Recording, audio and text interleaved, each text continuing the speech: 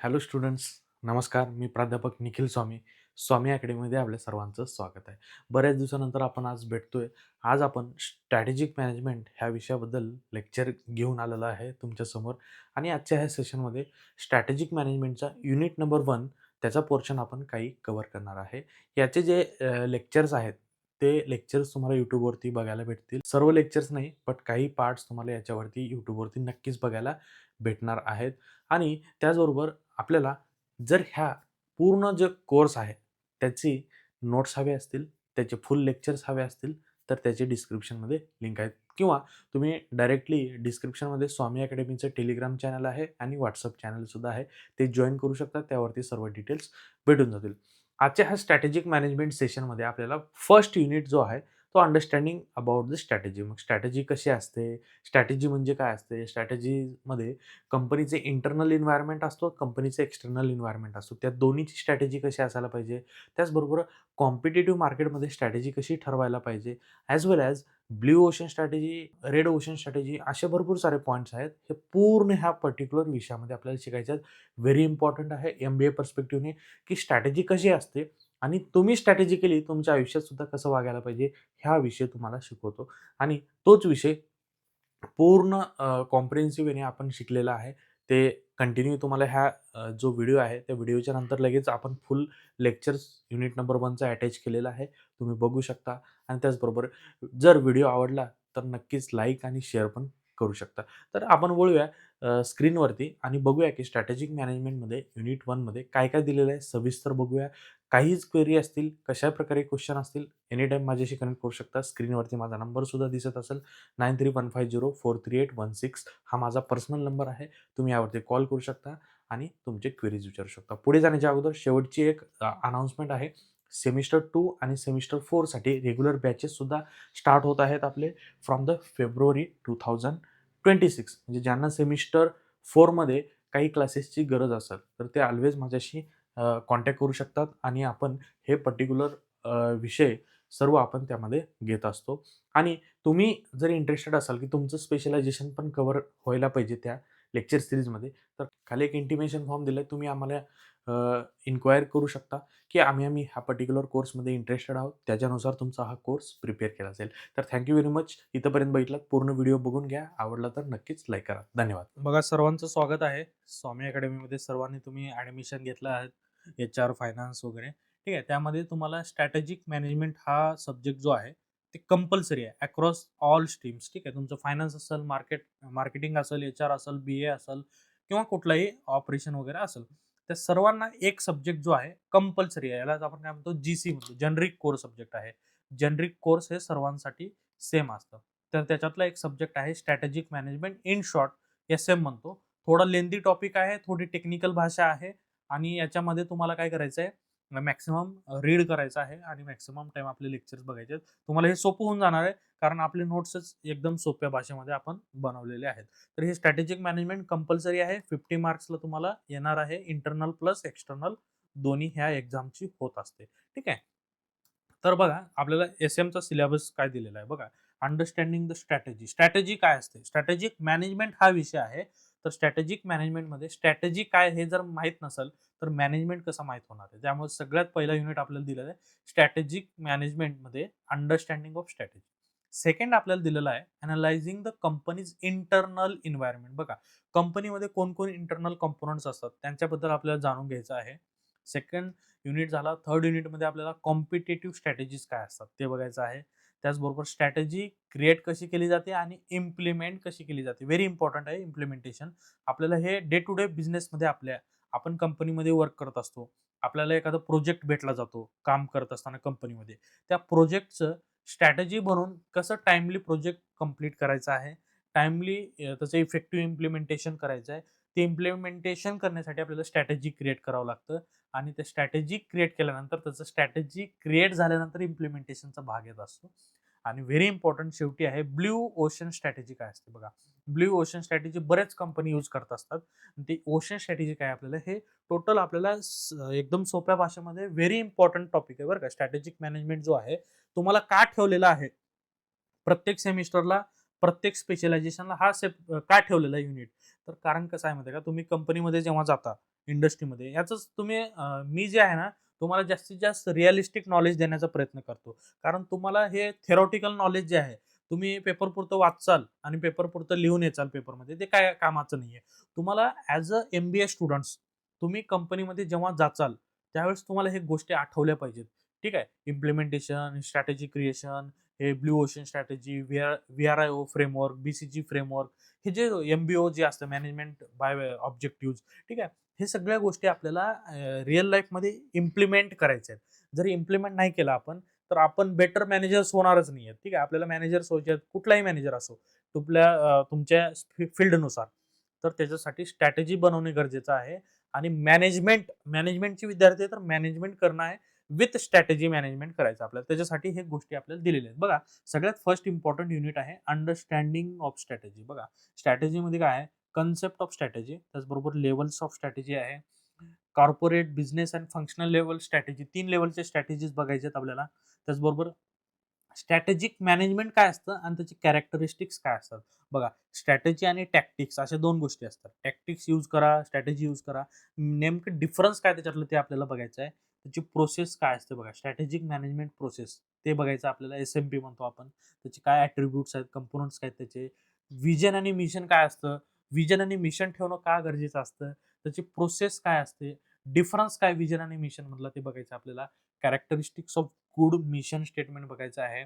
Business definition using Abell's 3 dimensions. 3 dimensions very important आहेत आणि त्याचं ऑब्जेक्टिव्हज आणि गोल्स काय आहेत आणि कशाप्रकारे हे गोल्स आपल्याला मिशन आणि व्हिजन सोबत लिंक करायचं आहे, जेणेकरून आपल्याला better result, better better business बनेल आपला. ठीक आहे. त्याच्यानंतर very important C-S-P, critical success factors काय आहेत, के-पी-आयज म्हणतो आपण, की परफॉर्मन्स इंडिकेटर्स आहेत, के-आर-ए आहेत, की रिझल्ट एरियाज आहेत. हे 3 गोष्टी आपल्याला व्हेरी इम्पॉर्टंट. सी-एस-एफ, के-पी-आय आणि के-आर-ए हे गोष्टी आपल्याला शिकायच्या आहेत. त्याचबरोबर स्ट्रॅटेजिक प्लॅन जो असतो, त्याचे कंपोनंट्स काय असतात. त्याचबरोबर अॅनलायझिंग कंपनीज एक्सटर्नल एन्व्हायर्नमेंट. ठीक आहे. आता इथे companies internal environment second unit आहे. तुम्हाला एक्सटर्नल एन्व्हायर्नमेंट फर्स्ट युनिटमध्ये शिकायचं आहे. मग ते अप्रेझल काय असतं, सिनारिओ प्लॅनिंग काय असतं, प्रिपेअरिंग ऑफ एन्व्हायर्नमेंटल थ्रेट काय असतं, अपॉर्च्युनिटी प्रोफाइल काय असतं, इटॉप म्हणतो आपण त्याला. Environmental threat opportunity profile create करणे म्हणजेच काय असतो, इटॉप क्रिएट करणे. त्याच्यानंतर आहे सगळ्यात इम्पॉर्टंट आणि दरवर्षी पेपरला क्वेश्चन्स येणारा म्हणजे पोर्टर 5 फोर्सेस मॉडेल. बघा, पोर्टरचे 5 फोर्सेस मॉडेल काय असतात ते बघायचं आहे आणि त्याचबरोबर नवीन बिझनेस क्रिएट करायचा आहे तुम्हाला. तर नवीन बिझनेस क्रिएट करत असताना त्याला एंट्री बॅरियर्स काय असतात आणि एक्झिट बॅरियर काय असतात. अशा ह्या सगळ्या गोष्टी स्टेप बाय स्टेप आपल्याला फर्स्ट युनिटमध्ये शिकायचं आहे. तर चला तर बघूया. सगळ्यात पहिल्यांदा आपल्या समोर आहे स्ट्रॅटेजी म्हणजे काय. बघा, strategy is nothing but it is a comprehensive plan of action. बघा, काय असतो कॉम्प्रिहेन्सिव्ह प्लॅन ऑफ ॲक्शन, म्हणजे पुढे काय करायचंय त्याचा प्रत्येक स्टेप बाय स्टेप प्लॅन बनला पाहिजे. कशासाठी? Design to achieve the long term objective of an organisation. बघा, आपलं जे ऑर्गनायझेशन आहे, तुमची कंपनी आहे, बिझनेस आहे, ट्रस्ट आहे, काही असेल, तर प्रत्येकाचं एक वेगवेगळे गोल्स असतं. मग ते वेगवेगळे गोल्स अचीव्ह करण्यासाठी आपल्याला एक स्ट्रॅटेजी बनवावी लागते आणि ते स्ट्रॅटेजी बनवण्यासाठी एक कॉम्प्रिहेन्सिव्ह प्लॅन बनावं लागतं, की आम्ही असे टप्प्याटप्प्याने प्लॅन करणार आहे आणि असे टप्प्याटप्प्यामध्ये इम्प्लिमेंटेशन करणार आहे. कशासाठी? तर आमचं विजन आहे, की फ्युचरमध्ये आम्हाला 1,000 करोडची कंपनी बनायची आहे. That is the strategy. ठीक आहे. It aligns the company resources and capabilities with the opportunities and threats in the external environment. बघा, कंपनीची कॅपेबिलिटी, रिसोर्सेस, टेक्नॉलॉजी, मॅनपॉवर सगळ्या गोष्टी यूज करणार आणि एन्व्हायरमेंटल अपॉर्च्युनिटीज आणि त्यांचे थ्रेट्स ह्या सगळ्याचं अनालिसिस करून आपल्याला काय करायचं आहे, एक जजमेंट घ्यायचं आहे आणि त्याच्यानुसार एक प्लॅन बनवायचा आहे. जेव्हा आपण हे करतो, त्यावेळेस आपण काय करतो, बेटर स्ट्रॅटेजी बनवतो. बघा, बेटर स्ट्रॅटेजी कोण असतं, कशाप्रकारे असतं, तर त्याचे डेफिनेशन दिले गुरु मायकल पोर्टर. बघा, पोर्टर एक व्हेरी इम्पॉर्टंट पर्सनॅलिटी आहे. यांनी पूर्ण स्ट्रॅटेजी काय असते हे सगळं डिफाईन केलेलं आहे. बघा, strategy is about making choices, trade offs. It's about deliberately choosing to be different. बघा, आपल्याला डेलिबरेटली म्हणजे मुद्दामून डिफरंट व्हायचं दुसऱ्यांपेक्षा आणि हे चॉईस करणे, ट्रेड ऑफ्स करणे, त्यालाच आपण काय म्हणतो, हे स्ट्रॅटेजी म्हणतो. असे हे गुरु काय म्हणतात, मायकल पोर्टर म्हणतात. त्यांच्या भाषेमध्ये डेफिनेशन आहे. आता तुम्हाला जर डेफिनेशन लिहायला आली, explain or define the strategy, 2 मार्काला येऊ शकतो क्वेश्चन. तर त्यावेळेस तुम्ही हे दोन्हीपैकी कुठलीही काय करू शकता, इझी डेफिनेशन तुम्ही लिहू शकता. त्याच्याच बरोबर तुम्हाला एखादं एक्झाम्पल सुद्धा लिहायचं आहे, की एलिमेंट्स काय असतात स्ट्रॅटेजीचे वगैरे. स्ट्रॅटेजीमध्ये व्हिजन मिशन असतं, लाँग टर्म गोल असतं, रिसोर्स अलोकेशन असतात, कॉम्पिटिटिव्ह ॲडव्हांटेज, बेटर बाकीच्यापेक्षा मी युनिक कसं आहे, माझी USP काय आहे, युनिक सेलिंग प्रोपोजिशन काय आहे. त्याचबरोबर कशाप्रकारे मी अडॅप्टेबल आहे मार्केटमध्ये एक्सटर्नल थ्रेट. जसं टेक्नॉलॉजी आली, नवीन AI आलं, मशीन लर्निंग आलं. तर ह्या मशीन लर्निंग AIला कशाप्रकारे मी अडॅप्टिव्ह आहे, हे आपल्याला दाखवून देणे म्हणजे स्ट्रॅटेजी करणे. लाइक फॉर एक्झाम्पल Apple, तुम्हाला माहिती आहे Apple कंपनी आहे. Apple strategy focus on innovation, premium product design, seamless user experience. This has helped it to maintain leadership in consumer electronics despite fierce competition. Fierce म्हणजे very dense competition आहे बघा. Oppo, Vivo हे Chinese phone जेवढे मार्केटमध्ये आलेत, ठीक आहे. हे Oppo, Vivo, Samsung आहे, तुमचं Motorola आहे, OnePlus आहे. हे सगळे फोन्स आहेत. डिस्पाईट एवढं कॉम्पिटिशन हेवी असताना Apple स्वतःची पोझिशन मेंटेन करून ठेवलेलं आहे. कशामुळं? तर due to the innovation, premium product design and seamless user experience. This is called the strategy. काय म्हणतात याला? स्ट्रॅटेजीज म्हणतात. कितीही कॉम्पिटिशन येऊ द्या, कितीही कॉम्पिटिशन आलं तरी आम्ही त्या वादळामध्ये टिकून राहणार. त्या टिकून राहण्याच्या गोष्टीला, प्लॅन ऑफ ॲक्शनला आपण स्ट्रॅटेजी म्हणतो. Very simple. ठीक आहे. तर बघा स्ट्रॅटेजीमध्ये 5-6 गोष्टी असतात. मी जसं आता सांगितलं तुम्हाला. विजन असतो, मिशन असतो, लॉंग टर्म गोल्स असतात. हे बघा शॉर्ट पॉइंट्स आहेत स्ट्रॅटेजीचे. तुम्हाला लास्ट मोमेंटला काय करायचे? शॉर्ट पॉइंट्स रीड करायचे. मी प्रत्येक सब्जेक्टला, तुमचं फायनान्स असो, HR असो, मार्केटिंग असो, प्रत्येक सब्जेक्टला मी काय केलेले आहेत, हे इझी नोट्स तुम्हाला काय केले आहेत, अटॅच केलेले आहेत. त्यामुळे ह्या वेळेसचे जे नोट्स आहेत तुम्हाला, हे डाउनलोडेबल स्वरूपात भेटणार नाहीयेत. मी तुम्हाला त्याचं एक अल्टरनेटिव्ह सोर्स देणार आहे. मी तुम्हाला जसं-जसं पुढे जाईल तसं-तसं सांगेन. ठीक आहे. कारण कसं आहे माहिती आहे का, ह्या वेळेसचे जे नोट्स आहेत आपल्या, खूप इम्पोर्टंट आणि खूप मेहनत घेऊन आपण बनवलेले नोट्स आहेत हे. तर हे असंच काय होईल, एक जण तुम्ही आता तुम्ही एवढं पैसे देऊन ₹10,000-10,000 चे कोर्स घेता आमच्याकडनं. आम्ही तुम्हाला बेटर क्वालिटी देणं हे आमचं कर्तव्य आहे आणि तुम्हाला 100% आम्ही देणारच आहोत. बट त्यामुळे काय होतं, तुम्ही एवढे पैसे भरताय, बट बाकीचे काय करतात, तुमचे हे नोट्स चोरतात आणि इझिली तुमचे वापरतात.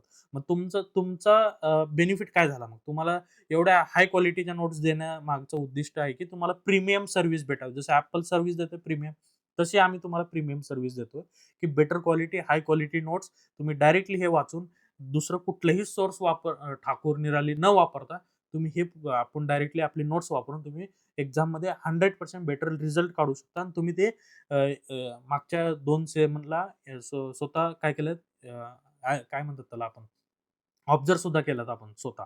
ठीक आहे. कसे नोट्स असतात, काय असतात. मागच्या वेळेसचे नोट्स आपले वेगळे होते. मग ते थेरॉटिकल होते. बट ह्यावेळेस ॲनिमेटेड कंटेंट त्याच्यामध्ये आपण टाकलेलं आहे. पिक्चर्स, पिक्टोग्राफिकल मेमरीज वगैरे टाकलेले आहेत. तर हे त्याच्यामुळं काय झालं, तुमचं एक युनिक डिफरन्सिएशन क्रिएट झालेलं आहे.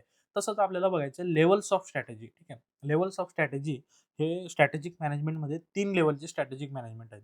तर त्याला आपण म्हणतो 3 हायरार्किकल लेव्हल्स. एक तर आहे कॉर्पोरेट लेव्हल स्ट्रॅटेजी, एक असते बिझनेस लेव्हल स्ट्रॅटेजी, तिसरी असते तुमची फंक्शनल लेव्हल स्ट्रॅटेजी. आता काय डिफरन्स आहे याच्यामध्ये? कॉर्पोरेट लेव्हल स्ट्रॅटेजी काय? This is the top most level of strategy formulation. बघा, कॉर्पोरेट म्हणजे जी इंडस्ट्री आहे, कंपनी आहे, त्याचं टॉप मोस्ट जे बोर्ड असतं, डायरेक्टर असतं, ते कशासाठी? पूर्ण बिझनेस ऑर्गनायझेशन, त्याचं ओव्हरऑल पर्पज, स्कोप, कुठं काम करायला पाहिजे, कुठलं कंपनी चालू ठेवली पाहिजे, कुठली कंपनी बंद केली पाहिजे, कुठलं प्रोडक्ट, कुठलं डिव्हिजन, हे जे काही डिसिजन आहे, हे कॉर्पोरेट लेव्हलवरती घेतलं जातं. त्या लेव्हलच्या टॉप मोस्ट लेव्हलला आपण काय म्हणतो, हे कॉर्पोरेट लेव्हल स्ट्रॅटेजी म्हणतो. ठीक आहे. आता यांचं काय फोकस एरियाज असतो बघा, portfolio of businesses, what businesses to be in, म्हणजे कुठल्या बिझनेसेसमध्ये आपल्याला इन राहायचंय, कुठल्या बिझनेसेसमधनं आपल्याला आउट व्हायचंय, हे जे आहे हे कॉर्पोरेट वाले ठरवत असतात. त्यांचं टॉप मॅनेजमेंट. ठीक आहे. कुठल्या इंडस्ट्रीमध्ये आपल्याला इन्व्हेस्ट करायचं, डायव्हर्सिफाय, मी आत्ताच सांगितलं तुम्हाला, डायव्हर्सिफिकेशन ऑफ रिसोर्सेस. हे कशासाठी केलं जातं? तर स्टेबिलिटी ऑफ रिटर्न्स भेटले पाहिजेत आपल्याला over the period of returns. एखादं तुमचे ॲसेट्स कमी रिटर्न देऊ शकते, एखादी ॲसेट मॅक्सिमम रिटर्न देऊ शकते. बट तुमचं एक्स्पेक्टेशन काय असतं? स्टेबल रिटर्न भेटावं आपल्याला over the period of years. ना मायनस ना पॉझिटिव्ह जास्त. पॉझिटिव्ह आलेलं चालतं, बट मायनस गेलं नाही पाहिजे. त्यासाठी डायव्हर्सिफिकेशन पाहिजे. मर्जर आणि ॲक्विजिशन असतात. मोठमोठ्या कंपनीज दुसऱ्या कंपनीसोबत मर्ज होतात किंवा मोठी कंपनी दुसऱ्या कंपनीला डायरेक्ट अक्वायर करते. तर ते ॲक्विजिशन्स हे कॉर्पोरेट लेव्हलवरती होत असतं. देन कॉर्पोरेट रिस्ट्रक्चरिंग बघा, कधी-कधी काय होतं, आता Vodafone Idea सारखी कंपनी आहे. ठीक आहे. व्हेरी इम्पोर्टंट आहे. आता हे Vodafone Idea कितीही लोन घेतलं, सरकारचं कितीही लोन घेतलं, बाहेर किती लोकांकडनं लोन घेतलं, तरी सुद्धा ही कंपनी सध्या स्टेबल होत नाहीये. स्टेबल का होत नाहीये? तर कारण ह्याच्याकडे रिसोर्सेस नाहीयेत. एवढं जिओ, एअरटेल अशा मोठमोठ्या कंपनीजला टक्कर देण्यासारखी यांच्याकडे काय पॉवर उरली नाही. आता ह्यांच्यातला जीव गेलेला आहे. तर मग ते जीव जर त्यांना वापस आणायचा असेल, तर रिस्ट्रक्चरिंग करावं लागेल. मोठमोठ्या कंपनीसोबत मर्ज व्हावं लागेल, अक्वायर करावं लागेल. मोठ्या कंपनीजने ह्यांना थोडा फंड ह्याच्यामध्ये जीव टाकावा लागेल. मग हे थोडं बेटर पोझिशनमध्ये येतील कॉम्पिटिशन करण्यासाठी. तर त्याच्यासाठी ही कॉर्पोरेट लेव्हल स्ट्रॅटेजी इम्पॉर्टंट असते. आणि त्याचबरोबर ग्रोथ स्ट्रॅटेजी. आता ग्रोथ स्ट्रॅटेजी तर प्रत्येकासाठी इम्पॉर्टंट आहे. ठीक आहे. विदाऊट ग्रोथ कुणी पुढे जात जात नसतं. तर प्रत्येकाला ग्रोथ स्ट्रॅटेजी पाहिजे आणि ती ग्रोथ स्ट्रॅटेजी कोण बनवतो? कॉर्पोरेट लेव्हलवाले बनवत असतात. For example, Tata group operate in a various industry like बघा टाटा मोटर्स आहे, TCS आहे, टाटा स्टील आहे, टाटा टी आहे. असे भरपूर टाटा नमक आहे. अशा मल्टिपल इंडस्ट्रीजमध्ये टाटा वर्क करत असतं. आता टाटाचं टॉप लेव्हल कोणतं आहे? टाटा सन्स आहे, टाटा ग्रुप आहे. हे त्यांचं टॉप टाटाला काय करायचं प्रत्येक इंडस्ट्रीमध्ये हे कॉर्पोरेट लेव्हलची स्ट्रॅटेजी बनवतात वेदर टू एंटर और एक्झिट अ सेक्टर. आता टाटाला आता वाटतंय की टी मध्ये आपण आता आपलं उरलं नाही एवढं की आता आपण ह्याला लिक्विडेट करू आणि विकून जाऊ किंवा नवीन आपल्याला टी मार्केटमध्ये आणखी एक्सपांड करायचंय.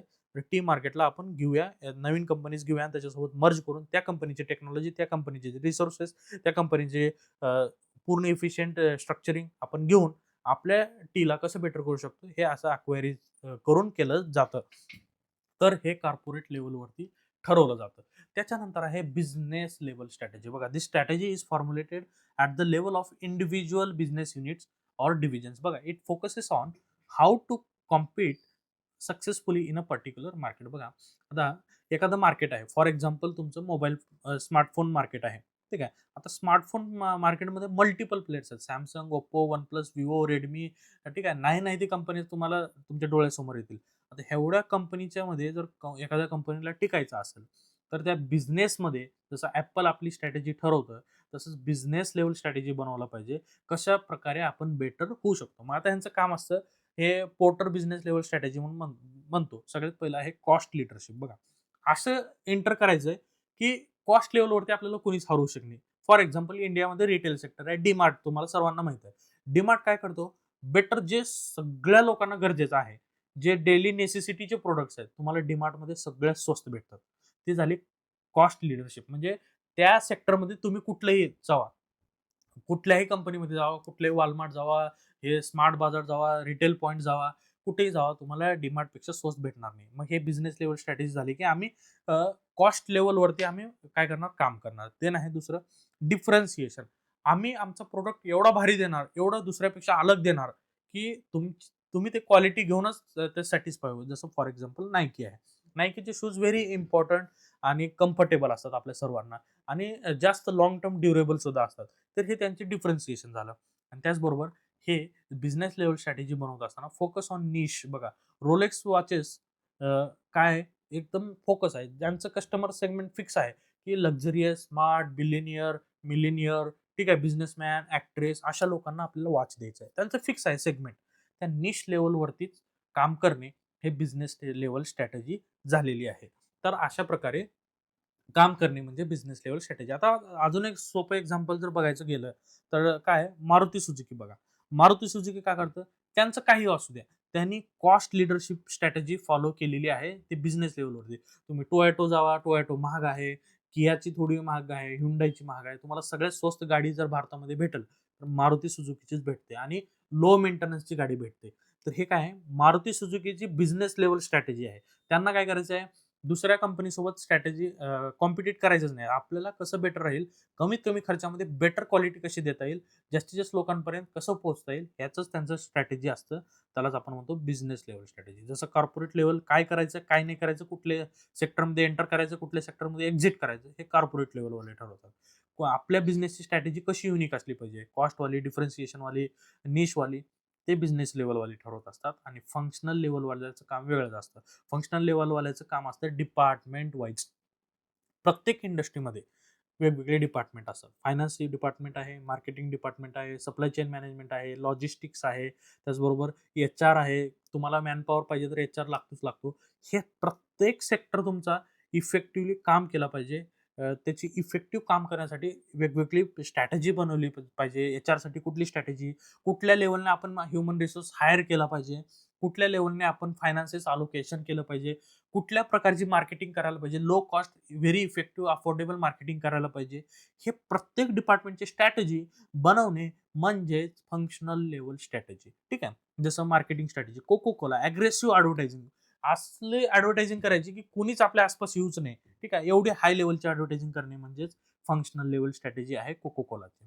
ऑपरेशनल स्ट्रॅटेजी बघा, टोयोटोज लीन मॅन्युफॅक्चरिंग सिस्टीम बघा, कमीत कमी wastage, zero wastage, negative wastage, अशी वेस्टेजमध्ये काम करणं हे कोणाची टोयोटोची खासियत आहे. ठीक आहे. सिक्स सिग्मा म्हणतो आपण, लीन वेस्ट मॅनेजमेंट सिस्टीम आहे. ऑपरेशनमध्ये आपल्याला कन्सेप्ट आहेत. त्या कन्सेप्ट कायझन कन्सेप्ट आहे.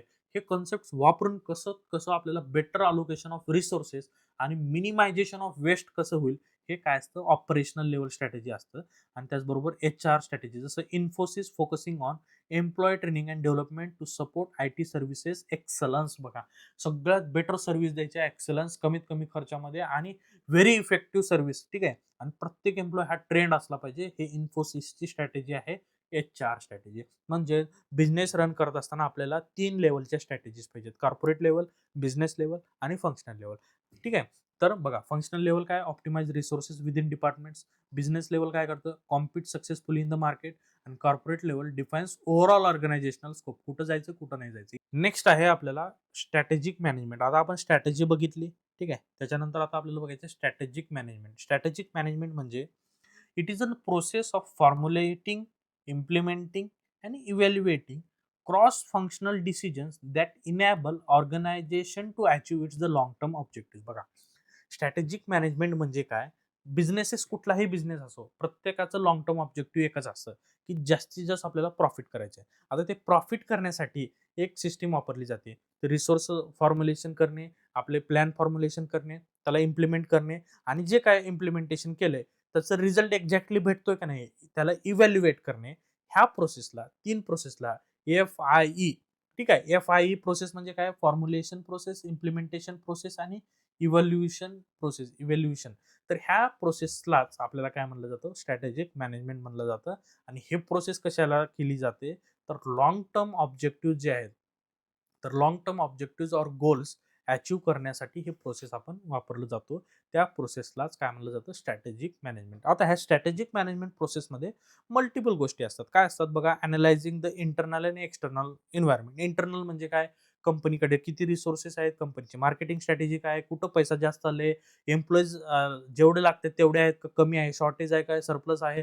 हे गोष्टी सगळ्या इंटरनल प्लस एक्सटर्नल. मार्केटचं कॉम्पिटिशन किती आहे, बाहेर मार्केटमध्ये रेट कसा चालू आहे, इंटरेस्ट रेट, लोन रेट, लोकांची पर्चेसिंग पॉवर आहे का नाही, हा सगळ्या गोष्टी अनालिसिस करणे म्हणजे इंटरनल प्लस एक्सटर्नल एन्व्हायरमेंट करणे. आणि त्या बेसिसवरती आपले गोल ठरवणे, आपली स्ट्रॅटेजी ठरवणे, आपले रिसोर्सेस अलोकेशन करणे, आपला परफॉर्मन्स मेजर करणे, आणि आपल्याला काय गरजेचं आहे त्याच्या नेसेसरी ऍडजस्टमेंट करणे म्हणजेच strategic management. Very easy, very easy. काय करायचं आहे, it is not an art, it is both art and science. बघा, it is grounded in analytical framework but requiring creativity and intuitions. बघा, फ्रेड आर डेव्हिड हे important strategist आहेत. यांनी एक definition दिली स्ट्रॅटेजिक मॅनेजमेंटची. Strategic management is the art and science of formulating, implementing and evaluating cross functional decision that enable organisation to achieve it's objective. बघा, मी वरती काय लिहिलंय तेच लिहिलंय, सोप्या भाषेत लिहिलंय. इथे यांनी थोडी भाषा डिफरंट केलेली आहे. तुम्हाला जे आवडलं ते लिहायचं. आणि जिथं जिथं मी कोट केलेले आहेत, फ्रेड आर डेव्हिड, अशा ठिकाणी तुम्ही काय करायचं, त्या ऑथरचं नाव घ्यायचं आहे. मी जर तुम्हाला पेपरमध्ये विचारलो क्वेश्चन नंबर 1 लिहा. ठीक आहे. Strategic management, define the strategic management. तर त्यावेळेस मॅक्सिमम आपल्याला काय करायचं, ऑथेंटिक दाखवायचं, आपल्याला नॉलेज आहे असं दाखवायचं एक्झामिनरला. आणि ते नॉलेज आहे कसं कळणार, तर असे इम्पॉर्टंट ऑथर कोट करायचं. According to Fred R. David, Fred R. David, the strategic management is nothing but it is an art of science of formulating, implementing, and evaluating the functional division that enable the organisation to achieve its the long term goal or vision or objective anyway. ठीक आहे. हे अशा प्रकारे आपल्याला systematic वेने हे असं coat करून लिहायचं, जेणेकरून एक्झामिनरला कळलं, अरे वा, यांनी खूप चांगलं वाचलेलं आहे, याला खूप नॉलेज आहे आणि डेव्हिड आर म्हणजे स्ट्रॅटेजिस्ट आहे, त्याला कोट केलंय म्हणजे हे विद्यार्थी हुशार आहे. अशा प्रकारे आपल्याला काय करायचं, आपली स्ट्रॅटेजी बनवायची आहे. आपल्याला पेपरमध्ये लिहायचं आहे, तर आपण सुद्धा स्ट्रॅटेजिक मॅनेजमेंट विषय शिकतोय, तर आपण सुद्धा स्ट्रॅटेजी वापरली पाहिजे. बेटर रिझल्ट कसा आणता येईल, बेटर रिझल्ट म्हणजे better marks, better personality development and better the cognitive development of your self. ठीक आहे. जेवढं तुमची कॉग्निटिव्ह डेव्हलपमेंट वाढेल, तेवढं तुम्ही दुसऱ्याला शो करणार आहे. शोकेस तुम्हाला कुठं करायचं आहे बघा.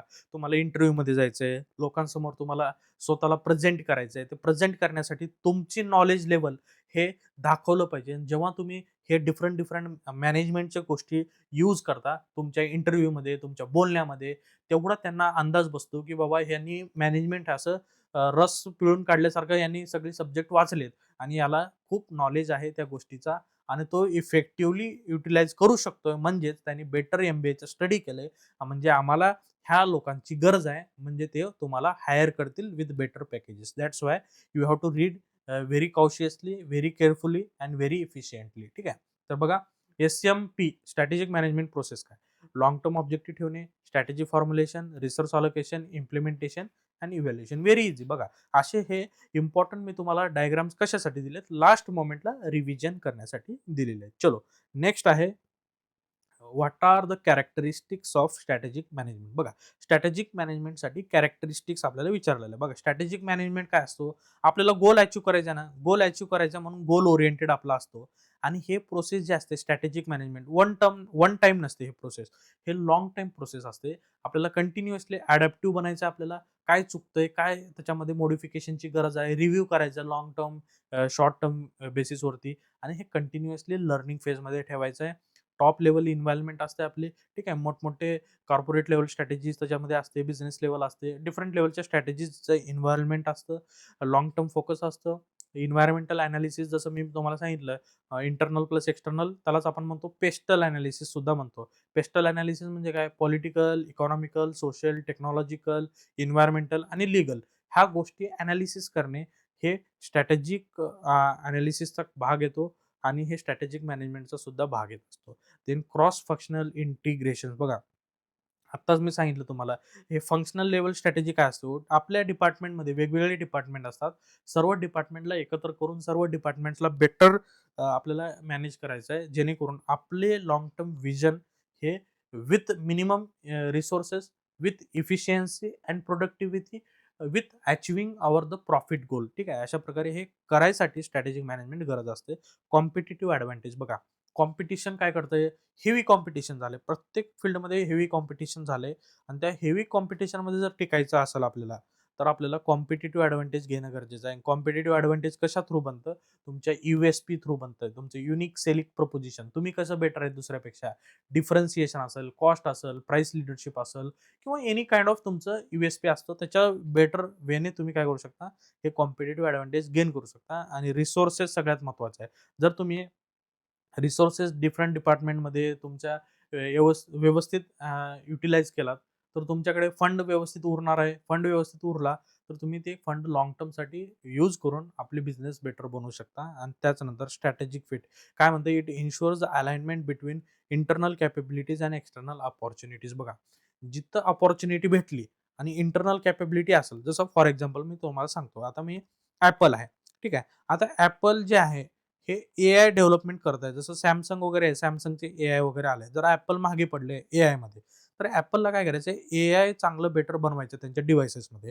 तर मग Apple काय करते, ह्यांच्याकडे इंटरनल कॅपेबिलिटीज आहेत, पैसा आहे, सगळं आहे.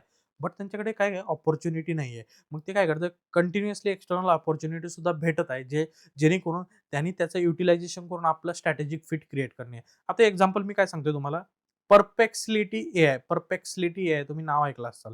हे कंपनी आपले इंडियन जे आहे ना, त्यांनी बनवलेली आहे. तो यूएस मध्ये राहत असतो तो व्यक्ती. ठीक आहे. त्याने एवढं भारी बनवलंय ना एआय, की गुगल बी यांच्या मागे लागले, बिलियन डॉलर्स देतो आणि ऍपल बी सुद्धा यांच्या मागे लागले. कारण गुगलला फायदा आहे, गुगल जेमिनी आहे आणि ऍपलचं काहीच नाहीये. गुगलचं जेमिनी आहे, जेमिनीला कसं बेटर करता येईल परप्लेक्सिटी सोबत इंटिग्रेट करून, आणि ऍपलला ऍपल इंटेलिजन्स आहे स्वतःचं, तर ऍपल इंटेलिजन्सला हे परप्लेक्सिटी यूज करून ऍपलला स्वतःचं करायचं. दोघं सुद्धा $1 बिलियन रेसमध्ये लागलेले आहेत आणि हे परप्लेक्सिटीला अक्वायर करण्याचा प्रयत्न करत आहेत. हे काय आहे, स्ट्रॅटेजिक फिटचं एक्झाम्पल आहे. तर याच्यासाठीच आपल्याला काय करायचं आहे, स्ट्रॅटेजिक फिट आपल्याला बघायचं आहे. म्हणजे अक्वायर असेल, इंटरनल अपॉर्च्युनिटी, एक्सटर्नल आपली स्वतःची कॅपेबिलिटी ठेवून बघायचं आहे. That is the characteristics of strategic fit. What are the characteristics बघा, external environment analysis, long term focus, top level environment, continuous process आहे आणि गोल ओरिएंटेड प्रोसेस आहे. All these are the characteristics of the strategic management. Is it clear all of? बघा आता difference between आपल्याला काय करायचंय, strategy आणि tactics बघायचं. बघा स्ट्रॅटेजी काय असते आपण आत्ताच बघितले. स्ट्रॅटेजी काय असते, एक लॉंग टर्म प्लॅन आपल्याला करायचा असतो, फॉर्म्युलेशन, इम्प्लिमेंटेशन आणि इव्हॅल्युएशन कशासाठी, तर आपलं लॉंग टर्म गोल अचीव करण्यासाठी. आता हे टॅक्टिक्स जे असतं ना, टॅक्टिक्स हे शॉर्ट टर्म वाला असतं. सगळ्या गोष्टी शॉर्ट टर्म बेसिसवरती केल्या जातात, त्यालाच आपण म्हणतो टॅक्टिक्स. आणि सगळ्या गोष्टी हे लॉंग टर्म बेसिसवरती केल्या जातात, त्याला म्हणतो स्ट्रॅटेजी. हे बेसिक दोघांचा डिफरन्स आहे, शॉर्ट टर्म, लॉंग टर्म. बघा, it focuses on what to achieve and why it is important. बघा स्ट्रॅटेजी कशासाठी असते, काय आपल्याला अचीव करायचं भविष्यामध्ये आणि काय ह्याची गरज आहे आपल्याला. आणि हे टॅक्टिक्स काय करतं, हाऊ टू अचीव म्हणजे कशा प्रकारे अचीव करायचं फट म्हण. आता ऍपलला काय करायचं आहे, परप्लेक्सिटीला घ्यायचंच आहे, गुगलला पण परप्लेक्सिटीला घ्यायचं आहे, बट परप्लेक्सिटीला दोघांकडे जायचं नाही, जरा स्वतःच राहायचं आहे. तर हे जे झालं, दोघाला अक्वायर करायचं, टॅक्टिक्स झालेली आहे. आणि ह्यांचा टाइम फ्रेम जो असतो हे लॉंग टर्म असतो, more than years, multiple years, decade सुद्धा लागू शकतात. आणि हे शॉर्ट टर्म असतं, डेज, वीक्स आणि मंथ्स मध्ये चालत असतं. याचा स्कोप काय, ब्रॉडर आहे. लॉंग टर्म म्हणजे काय, ब्रॉडर स्कोप असतो, whole organisation, whole country, whole economy, whole business, हे सगळ्यावरती अफेक्ट असं असतं. ह्याचं काय स्कोप असतो, नॅरो, इंटर डिपार्टमेंटल फंक्शनल लेवलवरती याचं काम असतं स्टॅटिक्सचं. म्हणजे आपल्याला काय करायचं आहे, मार्केटिंग डिपार्टमेंटची स्ट्रॅटेजी, आपला प्रोडक्ट कशा प्रकारे बाहेर मी दाखवू, की ऍपल मी किती भारी आहे असं दाखवण्यासाठी यांना काय, इंटरनल डिपार्टमेंट वाईज स्ट्रॅटेजी बनवावी लागते. ते टॅक्टिक्स असतात. शॉर्ट टर्म मध्ये कसं व्हायरल व्हायचंय, बघा आता बरेच युट्यूबर्स, इन्फ्लुएन्सर्स काय करतात, शॉर्ट टर्म टॅक्टिक्स, काहीतरी वेगळं करायचं, आगळं वेगळं आणि व्हायरल जायचं, तर त्याला म्हणतात टॅक्टिक्स. लॉंग टर्म व्हायरल जायला खूप एफर्ट्स लागत असतात, ठीक आहे.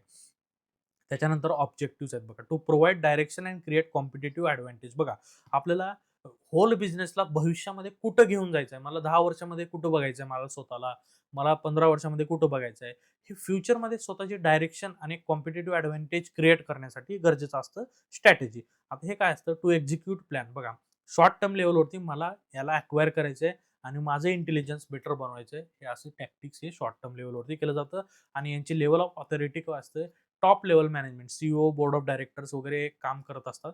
यांचे काय मिडल लेवल लोक पण काम करत असतात. जसं मी एम्प्लॉईजला सांगितलं की बाबा तुम्हाला काय करायचंय, पुढच्या ह्याच्यामध्ये 100% सेल्सचं टार्गेट कंप्लीट करायचं. मग ते काय करणार, कसं टार्गेट अचीव केलं पाहिजे, हाऊ टू अचीव, मला 100 प्रोडक्ट्स विकायचे. मग ते टॅक्टिक्स असे यूज करणार की मी एका दिवसात 100 कसं विकू, 2 दिवसात 100 प्रोडक्ट कसे विकू, हे टॅक्टिक्स यूज करत असतात वेगवेगळे lower level, middle level management असतं. बट हे टॅक्टिक्स हे टॉप लेवल मॅनेजमेंट कधीच यूज करत नसतं. हे टॉप लेवल मॅनेजमेंट हे विजन क्रिएट करत असतं, लॉंग टर्मसाठी असतं ते, ठीक आहे. आणि हे लेस फ्लेक्झिबल असतं, ह्यांचं चेंज नसतं. आता आपल्याला इन्व्हायरमेंटल फ्रेंडली काय करायचं आहे, एक पॉलिसी बनवायची. जसं ॲपलचं आहे इन्व्हायरमेंटल फ्रेंडली प्रोडक्ट, आम्ही इन्व्हायरमेंटला डॅमेज करायचं नाही. हे काय शॉर्ट टर्म टॅक्टिक्स आहे का हो? इन्व्हायरमेंटला आपण एका दिवसात डॅमेज होण्यापासून रोखू शकत नाही. इन्व्हायरमेंटला जर रोखायचं असेल, लॉंग टर्म स्ट्रॅटेजी आणि स्टेप बाय स्टेप इम्प्लिमेंटेशन लागतं.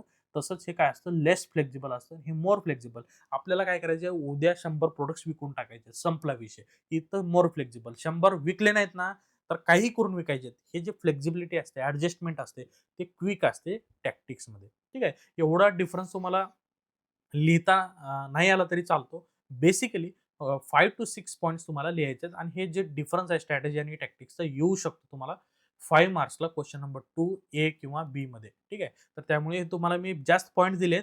तुम्हाला काय करायचं आहे, ह्याच्यातले 5-6 पॉईंट्स तुमच्या ऍडजस्टमेंटनुसार तुम्हाला जे सोपे वाटतील ते तुम्हाला पॉईंट एक्झाम मध्ये लिहायचे, ठीक आहे. तर हे प्रोएक्टिव्ह असतं, हे रिॲक्टिव्ह असतं. त्याचबरोबर हाय इन्व्हॉल्व्स द सिग्निफिकंट इन्व्हेस्टमेंट. बघा आपल्याला जर स्ट्रॅटेजी क्रिएट करायची आहे, ठीक आहे, तर स्ट्रॅटेजी क्रिएट करत असताना लॉंग टर्म असते. लॉंग टर्मला पैसा पण जास्त घालावा लागतो. शॉर्ट टर्मला कसं असतं, डे टू डे ऍक्शन्स असतात, कमी पैसा सुद्धा लागत असतो. बघा, measured by overall business performance. आता याचं मेजरमेंट कसं केलं जातं, की बिझनेस परफॉर्मन्स काय फरक पडतोय का नाही. आता Appleने म्हणलं, की एन्व्हायर्नमेंटल डॅमेजिंग प्रोडक्ट्स आम्ही यूज करणार नाही. रिसायकलिंग प्रोडक्ट यूज करणार. आम्ही चार्जरच देणार नाही मोबाईलमध्ये. ठीक आहे. तुम्हाला चार्जर स्वतः घ्यावं लागेल. Samsung पण तेच म्हणतो, आता चार्जर तुम्हाला आम्ही देत नाही. तुमच्याकडे घरी भरपूर चार्जर असतील. आम्ही तुम्हाला फक्त वायर देऊ, केबल देऊ. तुम्ही त्याच्या थ्रू तुमचं काम भागवा. हे कशासाठी करतात? स्वतःला प्रूव्ह करायचं, की आम्ही एन्व्हायर्नमेंटला बेटर बनवण्यासाठी प्रयत्न करतो. तर हे यांचं काय असतं, short term KPI, task completion. किती केलास टार्गेट बाबा तू 1 महिन्यामध्ये, 1 आठवड्यामध्ये? तुला टार्गेट दिलं होतं मी, की 50 सेल करायचे तुला 1 दिवसामध्ये. तू एका दिवसात किती केलास? तर हे KPIज वरती काम चाललं जातं यांचं आणि यांचं शॉर्ट टर्म्स मेजरमेंट असतं यांचं. आता फॉर एक्झाम्पल बघा, Amazonचं काम आहे. Becoming the most customer centric company in the world. बघा, पूर्ण जगामध्ये कस्टमर सेंट्रिक कंपनी बनायचं यांची स्ट्रॅटेजी आहे. ठीक आहे. यांनी तसंच काम करणार. कस्टमरला किती बेटर सर्व्हिस देऊ, प्राईम सर्व्हिस. ठीक आहे. 1 day delivery, 2 hours delivery, 1 hours delivery असे जे प्रॉडक्ट्स घेऊन येत असतात. कशासाठी? तर मोस्ट कस्टमर सेंट्रिक कंपनी बनवण्यासाठी यांचं काम असतं. त्याचबरोबर हे launching, prime delivery, festive sales आणि पर्सनलाइज मार्केटिंग हे टॅक्टिक्स झाले. बघा, आता सध्या 12 जुलैला प्राईम तुमचा डे येतो. त्याची ॲड येईल सध्या तुम्हाला. ठीक आहे. तर हे काय आहे? हे टॅक्टिक्स झालेली आहे सुरुवातीला घेऊन येण्यासाठी आणि ह्यांना व्हिजन काय यांचं कस्टमर सेंट्रिक बनायचं आहे. एक्झाम्पल बघा, war. Planning to win the war bye targeting enemy weaknesses. बघा, एनिमीची वीकनेस लगेच कळते का हो इन्स्टंटली? नाही कळत. त्याला एनालिसिस करावं लागतं, त्याचे हावभाव बघावं लागतं, त्याचे ॲक्शन्स बघावं लागतं. सगळ्या गोष्टी करून एक टास्क प्लॅन बनवावा लागतो आपल्याला. त्या बेसिसवरती आपले काय होत असतं, ही स्ट्रॅटेजी बनत असते आणि जर टॅक्टिक्स असेल, आता पाकिस्तानला एका दिवसात उडवायचं आहे आपल्याला, तर काय करायचं, डायरेक्ट त्यांचे लोकेशन्स टार्गेट करायचे आणि त्यांना डायरेक्टली आपण वार करायचा. हे त्यांची टॅक्टिक्स झालेली आहे. शॉर्ट टर्ममध्ये कसं उद्ध्वस्त करता येईल. आता भारताने आपले त्यांचे बरेच अड्डे, बरेच टेररिस्ट मारून टाकले आता सिंदूर ऑपरेशनमध्ये. तर ते काय झालेलं आहे, ते टॅक्टिक्स झाली सिंदूर ऑपरेशन आणि लाँग टर्म स्ट्रॅटेजी काय, पाकिस्तानची कंबर तोडणे. पुन्हा भविष्यामध्ये अशा गोष्टी पाकिस्तान काय टेरर ॲक्टिव्हिटीज करू नये. हे स्ट्रॅटेजी झालेली आहे. एवढ्या सोप्या भाषेमध्ये स्ट्रॅटेजी आणि टॅक्टिक्स क्लिअर आहे सर्वांना? देन आहे स्ट्रॅटेजिक मॅनेजमेंट प्रोसेस. बघा, strategic management process very important आहे. तुम्हाला एक्झामला येऊ शकते. SMP म्हणतो आपण त्याला, स्ट्रॅटेजिक मॅनेजमेंट प्रोसेस. काय असतं बघा प्रोसेस, हे लाँग टर्म तुम्हाला मी आत्ता सांगितलं. व्हिजन आपल्याला बनवायचं आहे. व्हिजन बनवण्यासाठी स्ट्रॅटेजी बनवायची, फॉर्म्युलेशन करायचं, इम्प्लिमेंटेशन करायचं, इव्हॅल्युएशन करायचं. त्याच प्रोसेसला आपण काय म्हणतो, स्ट्रॅटेजिक मॅनेजमेंट प्रोसेस म्हणतो. बघा, सगळ्यात पहिलं गोल सेटिंग केलं जातं. एन्व्हायर्नमेंटल स्कॅनिंग केलं जातं. इंटरनल प्लस एक्सटर्नल फॅक्टर्स बघितले जातात. स्ट्रॅटेजी फॉर्म्युलेशन क्रिएट केलं जातं. त्याच्यात ॲक्शन प्लॅन बनवला जातो. इम्प्लिमेंटेशन केलं जातं त्या ॲक्शन प्लॅनला. रिसोर्स अलोकेशन केलं जातं आणि शेवटी स्ट्रॅटेजीचा रिझल्ट काय भेटतो आपल्याला, डिझायर्ड रिझल्ट आणि करेक्टिव्ह ॲक्शन. म्हणजे करेक्टिव्ह ॲक्शनमध्ये त्याच्यामध्ये रिव्ह्यू आणि ॲडजस्टमेंट जे करतो आपण, काही चुका वगैरे असतील, एरर असतील, ते रेक्टिफाय करून आपण परत ती स्ट्रॅटेजी बेटर वेने इम्प्लिमेंट करतो. त्यालाच काय म्हणतो आपण, इव्हॅल्युएशन अँड कंट्रोल. ठीक आहे. तर हे गोष्टी मिळून काय होतात आपले स्ट्रॅटेजिक मॅनेजमेंट प्रोसेस. बघा, गोल सेटिंग आहे, तुम्ही इझी लिहू शकता. मी सांगितलं, ऑलरेडी डिस्कस केलंय. Environmental, internal plus external, pastel approach वगैरे मी सगळे स्वॉट एनालिसिस सांगितले. त्याचबरोबर स्ट्रॅटेजी फॉर्म्युलेशन असते. लाँग टर्मसाठी आपल्याला प्लॅन बनवायचा आहे. त्या प्लॅनला इम्प्लिमेंटेशन करायचं आहे. कसं करणार? रिसोर्स अलोकेशन करून, ऑर्गनायझेशनल रिस्ट्रक्चरिंग करून, सगळे डिपार्टमेंट आणि एम्प्लॉईज आपल्या गोलसोबत अलाइन आहेत, हे सगळं जाणून घेऊन करायचं आहे आणि शेवटी व्हॅल्युएशन करायचं आहे, मॉनिटरिंग करायचं आहे to ensure it is producing the desired result. बघा, जे रिझल्ट आपल्याला अचिव्हेबल्स आहेत, जे आपल्याला एक्सपेक्टेड आहेत, ते अचिव्ह होत आहेत की नाही हे करणे, त्यालाच आपण म्हणतो इव्हॅल्युएशन आणि कंट्रोल. ही एवढी इझी सोपी प्रोसेस आहे SMP आणि याचे शॉर्ट ट्रिक, शॉर्ट नोट्स आणि रिव्हिजन नोट्स सुद्धा म्हणू शकतो. हे आपण स्टेप बाय स्टेप्स काय करतोय, तर बघा, लास्ट मोमेंटला SMP जर मी तुम्हाला विचारलं, "अरे, तू SMP वाचलंय का? पेपरला येणार आहे बघ SMP." आपण आपल्या मित्रांमध्ये, मैत्रिणीमध्ये डिस्कस करत असतो. तर SMP प्रोसेसला लास्ट मोमेंटला तुम्ही वाचू शकता की हे सगळं? नाही वाचू शकत. तर तुमच्या सोप्या साठी मी हे टेक्निक्स बनवलेली आहे. बघा, SMPमध्ये गोल सेटिंग असते. हे मिशन व्हिजन असतं. Environmental scanning, factor, internal, external factor असतात. स्ट्रॅटेजी फॉर्म्युलेशनमध्ये प्लॅन बेस्ड एनालिसिस असतो. स्ट्रॅटेजी इम्प्लिमेंटेशनमध्ये put strategy into actions with resource allocation असतं आणि स्ट्रॅटेजी इव्हॅल्युएशन अँड कंट्रोल.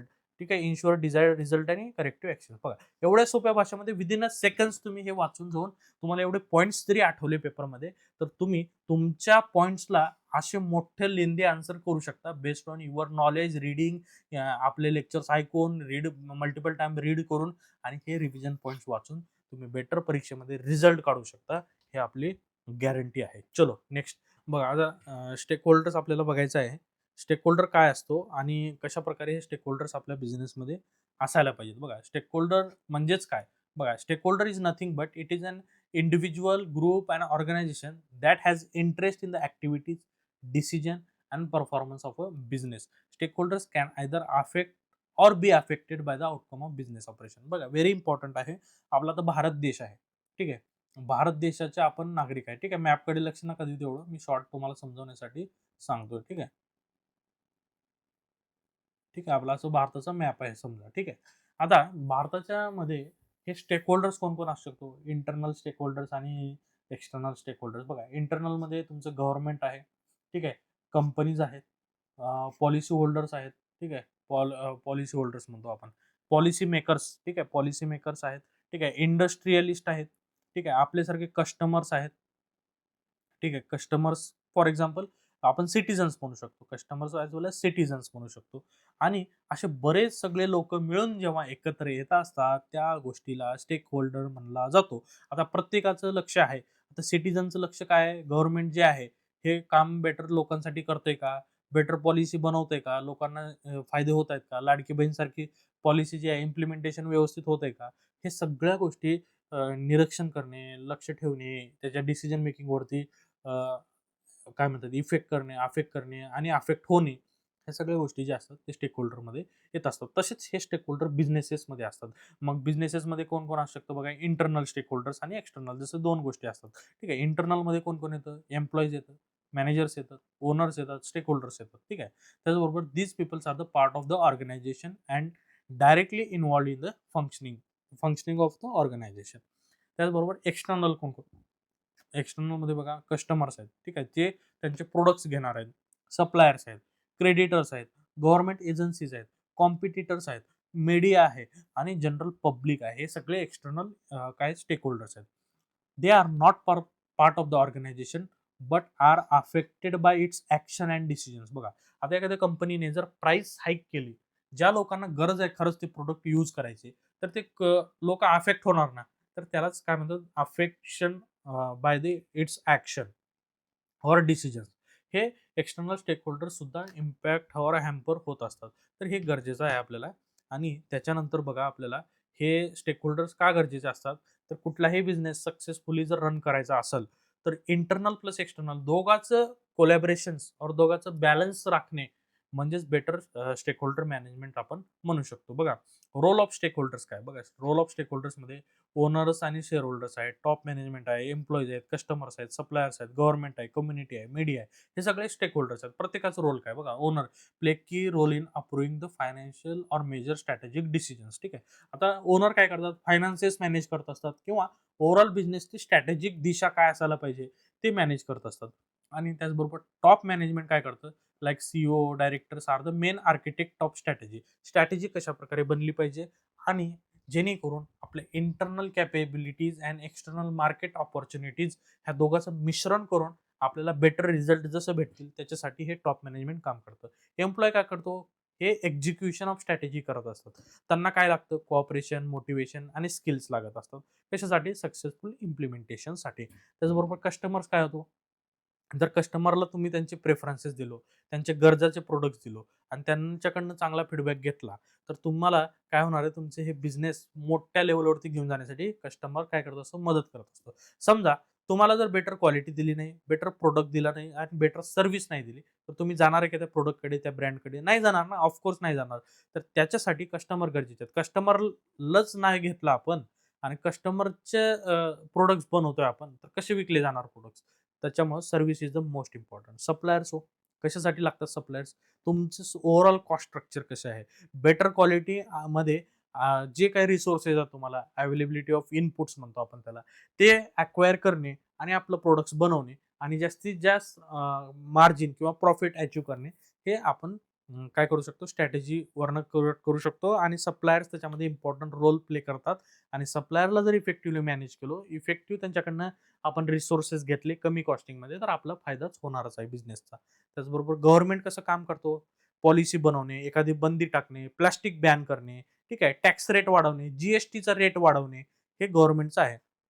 समजा प्लास्टिक बॅन केलं किंवा जी-एस-टी रेट वाढवलं किंवा इम्पोर्ट ड्युटी वाढवली, एक्सपोर्ट ड्युटी वाढवली, तर त्यामुळे तुमचा बिझनेस हॅम्पर करत असतो. फॉर एक्झाम्पल आता तुम्ही बनवता एखादं, समजा फॉर एक्झाम्पल तुम्ही मोबाईल फोन बनवता. ठीक आहे. मोबाईल फोन बनवत असताना तुम्हाला प्लास्टिक लागतं. कशासाठी? रॅपिंग करण्यासाठी. मोबाईल फोन तुमचा रॅप असेल, त्याला सिक्युअर आपल्या काय म्हणतात पॅकेजिंगमध्ये ठेवणे, जेणेकरून त्याचा डिस्प्ले वगैरे खराब नाही होणार. तर त्यासाठी तुम्हाला लागतं. जर समजा गव्हर्नमेंटनं म्हटलं 100% प्लास्टिक बंद, तर तुम्हाला अल्टरनेटिव्ह शोधणे, हे तुमचा बिझनेस हॅम्पर होणार आहे ना गव्हर्नमेंट पॉलिसीमुळे. आता हे तर झालं एक लेव्हलचं. आता गव्हर्नमेंटने म्हणलं की टॅक्स रेट वाढवणार आहे. म्हणजे आता सध्या तुमचा मोबाईल फोन 18% जी-एस-टीमध्ये येतो. आम्ही त्याला 28% करतोय. म्हणजे काय होणार हो, प्रॉडक्ट तुमचा महागणार. म्हणजे कस्टमरला परत 10% रेट त्याचे वाढणार. 10% रेट वाढले तर कस्टमर म्हणतील की आता याच्या प्रॉडक्टची किंमत खूप वाढलेली आहे. मला सध्या गरज नाहीये. मी नंतर घेतो. मग त्यांची पर्चेसिंग पॉवर काय होते? कमी होत असते. मग काय झालं? बिझनेस डाउन झाला ना, तर that is why the government and regulatory bodies hamper the businesses. ठीक आहे. त्याचबरोबर कम्युनिटी आणि सोसायटी ॲट लार्ज, त्या कम्युनिटीने ठरवलं की आपल्याला ह्या कंपनीचे प्रॉडक्ट्स वापरायचे नाहीत. आपल्याला बेटर इकॉलॉजी सोसायटी मेंटेन ठेवायचं आहे. तर कम्युनिटी लार्जमध्ये अप्लाय करू शकतात किंवा त्याला हॅम्पर करू शकतात. त्याचबरोबर मीडिया आणि पब्लिक ओपिनियन व्हेरी इम्पॉर्टंट हां. निगेटिव्ह जरी इमेज झाली तुमची, तर तुमचं बरबाद होतो. जसं आता रणवीर अलाहाबादी आहे माहिती आहे तुम्हाला. त्याचा टी-आर-एस शो होता. खूप हाय-फाय शो चालायचा त्याचा.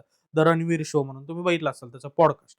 त्याचा पॉडकास्ट बघा त्यांनी काहीतरी पब्लिक इमेजमध्ये काहीतरी बोलला, काहीतरी वल्गर बोलला. तर वल्गर बोलल्यामुळे त्याचं काय आता पॉडकास्टच दिसत नाही तुम्हाला. ठीक आहे. तर हे निगेटिव्ह इमेज काय तुमचं पूर्ण बिझनेस डॅमेज करू शकते. तर अशा प्रकारे तुम्हाला काय करायचं आहे, हे ब्रँड रेप्युटेशन बनवायला तुम्हाला शेकडो वर्ष लागू शकतात किंवा 10-10 वर्ष, डिकेड्स लागू शकतात. पण ब्रँड तुमचा डाउन जायला तुम्हाला 1 सेकंद सुद्धा लागू शकत नाहीये.